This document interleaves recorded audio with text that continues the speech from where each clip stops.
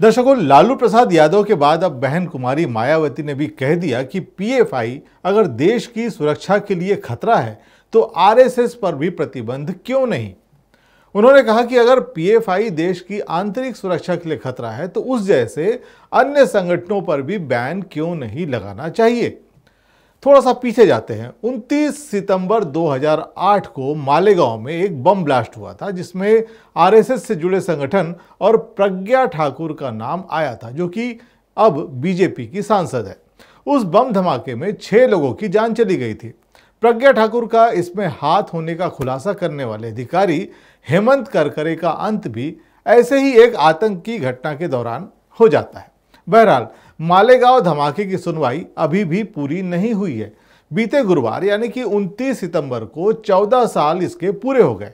अब इस दिन मीडिया में उसका जिक्र हो सकता था, लेकिन ठीक इसके पहले वाली रात को मुस्लिम संगठन पीएफआई पर बैन लगा दिया गया और सारा मीडिया उसकी चर्चा में लग गया। इस दिन मालेगांव की चर्चा होने की बड़ी संभावना थी।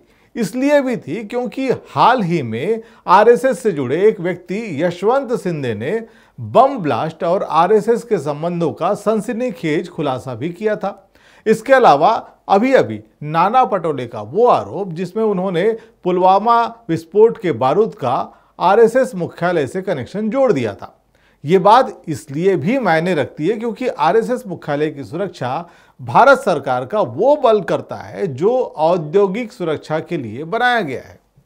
वहीं नागपुर के एक आरटीआई एक्टिविस्ट ने बताया था कि आरएसएस मुख्यालय में बड़ी संख्या में हथियार और बारूद रखा हुआ है। बहरहाल, अब उन वजहों के बारे में बात करते हैं जिसका जिक्र करते हुए केंद्र सरकार ने पीएफआई पर प्रतिबंध लगा दिया। सरकारी आदेश में कहा गया है कि पीएफआई और इसके सहयोगी संगठन गुप्त एजेंडे के तहत समाज के एक विशेष वर्ग को कट्टर बनाकर लोकतंत्र की अवधारणा को कमजोर करने की दिशा में काम कर रहे हैं और ये संवैधानिक ढांचा के प्रति घोर अनादर दिखाते हैं। ये पहला कारण है। अब आप इसकी तुलना करते चले जाइए। बताइए कि कट्टरता के मामले में क्या कोई और संगठन भी इसी तरह से काम कर रहा है? हाल ही में धर्म संघ संसदों के नाम पर हुए आयोजनों में भारत के संविधान लोकतंत्र को पूरी तरह से नकारते हुए नया संविधान बनाने की बात भी कही गई थी। याद होगा आपको। अपने धर्म के लोगों से कट्टरता को अपनाने की बात भी यही कही गई थी। इधर पीएफआई पर प्रतिबंध का दूसरा कारण बताया गया कि ये संगठन देश की अखंडता, संप्रभुता और सुरक्षा के प्रतिकूल है। इनकी हरकतें सांप्रदायिक सद्भाव का माहौल खराब कर रही हैं। इससे आतंकवादी गतिविधियों को बढ़ावा मिल रहा है।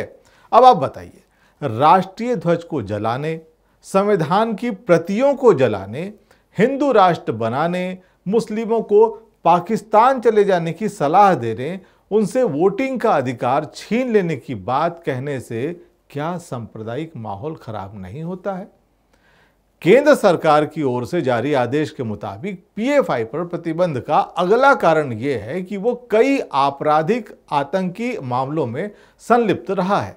अब पीएफआई से जुड़े लोग कई हिंसक गतिविधियों में भी शामिल रहे हैं, जिसमें प्रोफेसर का हाथ काटना, दूसरे धर्म के लोगों की निर्मम हत्या और सार्वजनिक संपत्ति को नुकसान पहुंचाना शामिल है।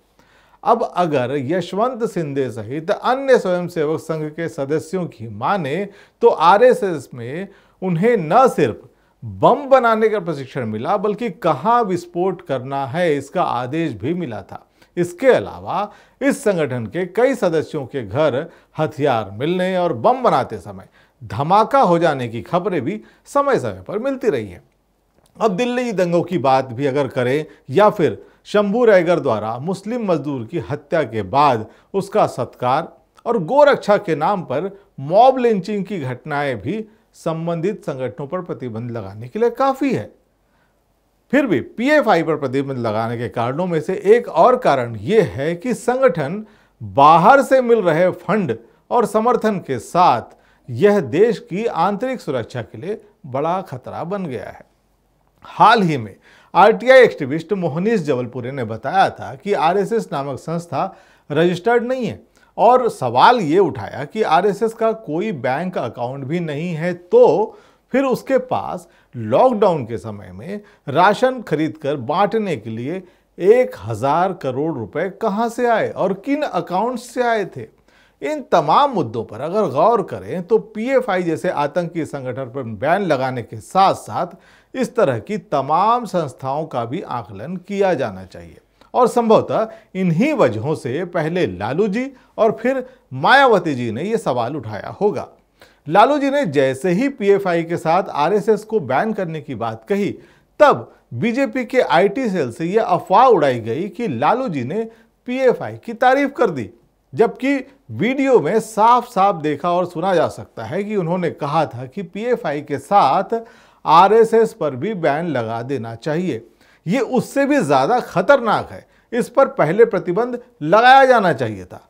बहरहाल टीवी चैनल लालू जी और मायावती की इस मांग पर बहस करने से बच रहे हैं और मालेगांव धमाके वाले दिन पीएफआई पर प्रतिबंध की खबरों से प्रज्ञा ठाकुर पर ध्यान थोड़ा कम भी हो गया।